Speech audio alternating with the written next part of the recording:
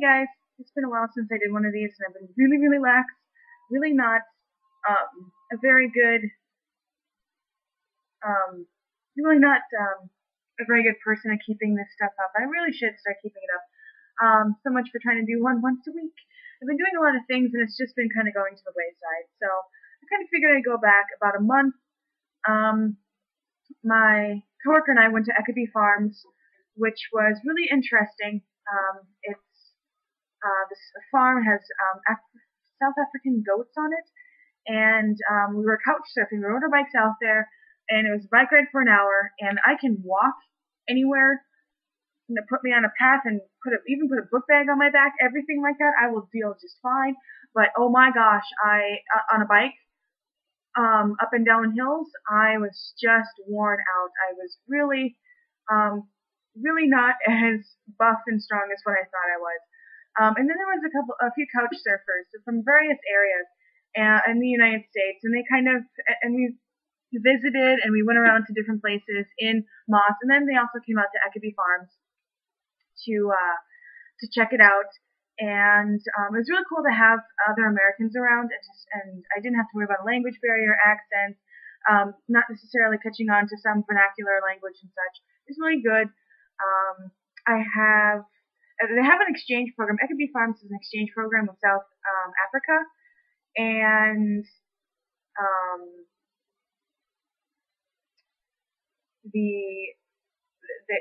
since they have this exchange, I was able to get African spices, Moroccan spices, and such. So I'm really happy about that. The following weekend, we were in Tromsø, which is the northern part of Norway, and my coworker brought her son and a couple other friends that actually live in Paris. They flew up for this. So we went hiking up this large hill. We got to hang out with somebody who used to work at American College of Norway. She actually let me stay in her house ever so graciously. Before I left, I realized there was a problem with my debit card, and I thought, I have an extra card. Maybe it's just a fluke. Maybe it's just not working in this particular ATM. Oh no, it was put on fraud alerts, but I don't know why. Oh, yes, I do why. I do know why. I lied. I had put on there a few particular months of, or a few particular places that I wanted to go in Europe. And because the airline was based in Ireland and it's not Ireland charge, Ireland was not one of the places they had put on there. It's always good to check that stuff out. So never assume anything while traveling. It's always best to have an extra couple bucks cash. So I couldn't buy anything, and if it weren't for my coworker and everybody else, I wouldn't have any idea what to do.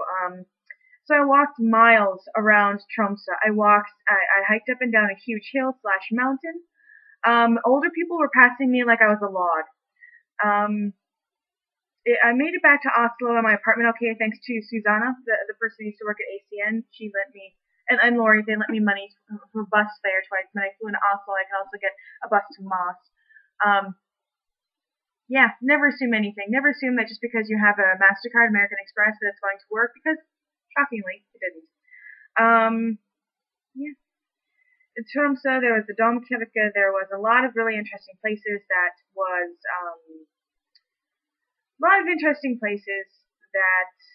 I wish I would have taken more pictures of, and I do have some pictures to post.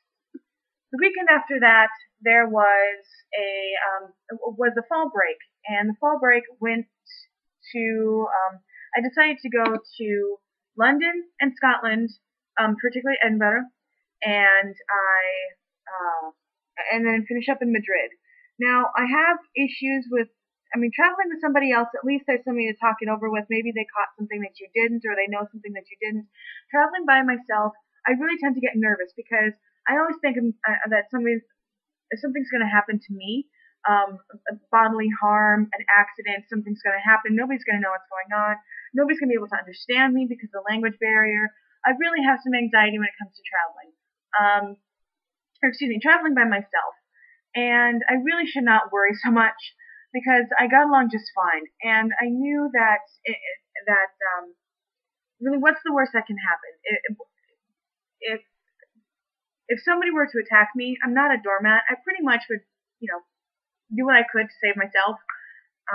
Certainly may seem like a selfish thing, but you know what? If someone's going to attack me, no.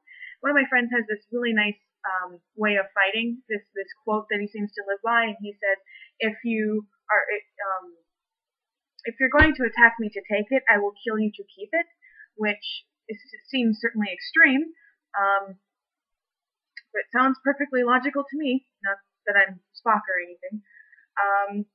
So I have this anxiety about traveling that so many things are going to happen. I'm not going to know the language. I'm not going to be able to get around.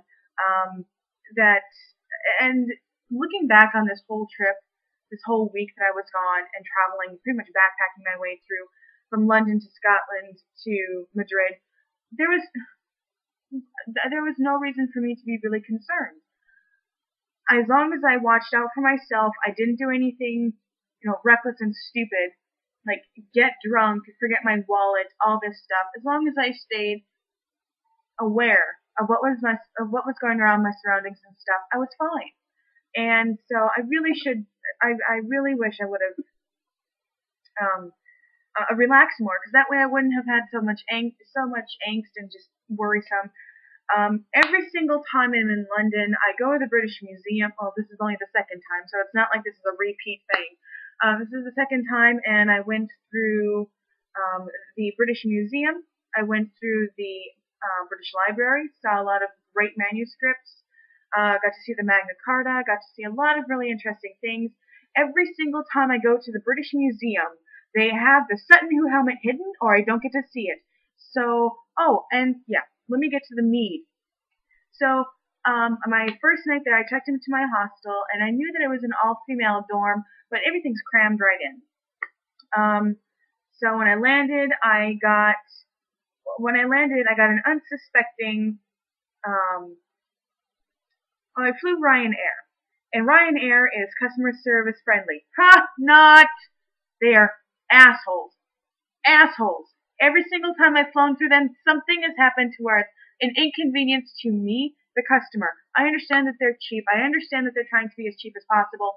Oh my gosh, but they sell scratch-off lottery tickets mid-flight. Tacky. They charge you for everything. They charge you to use the bathroom on the plane. Then the CEO has said, I only want attractive, good-looking people on my flight. Well, when your flight attendants have the attitude of, oh, you're inconveniencing me, nobody's going to want to fly with you. Nobody. Doesn't matter how hot you think they are, shallow CEO, materialistic bastard. So, when I had checked out the measurements, made sure that my bag was not stuffed and overflowing, or else they will charge you an exorbitant amount to put the bag in underneath the plane. So I made sure that everything was fine.